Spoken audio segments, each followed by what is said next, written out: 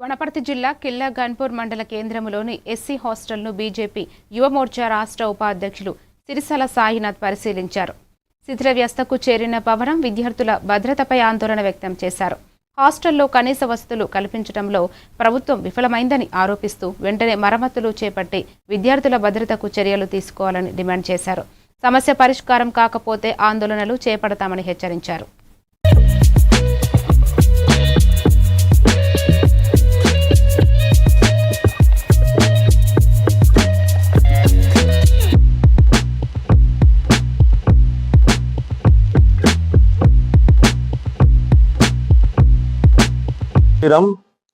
నేను బీజేవైఎం రాష్ట్ర ఉపాధ్యక్షులు.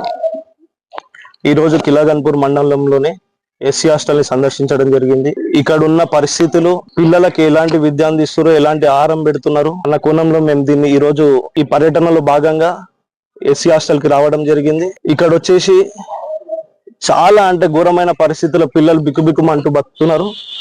వాళ్ళు కనీసం వాళ్ళ హాస్టల్లో పడుకునే పరిస్థితి లేకుండా డైనింగ్ హాల్లో పడుకుంటున్నారు. మీరు ఒకసారి చూసినట్టయితే ఇక్కడ స్లాబ్ల పెచ్చులు ఊడిపోయి పిల్లల మీద పడి రాత్రిపూట పడుకున్నప్పుడు ఏమవుతుందో తెలియకుండా పిల్లలు బిక్కుబిక్కుమంటూ బతుకుతున్నారు. కాబట్టి ఎమ్మెల్యే మేఘారెడ్డి గారు దీనిపైన చొరవ తీసుకొని తక్షణమే మీరు ఇక్కడికి విజిట్ చేసి తప్పకుండా ఈ పనిని ఎంత వేగవంతంగా పూర్తి చేస్తే అంత మంచిదని చెప్పి కోరుతున్నాం.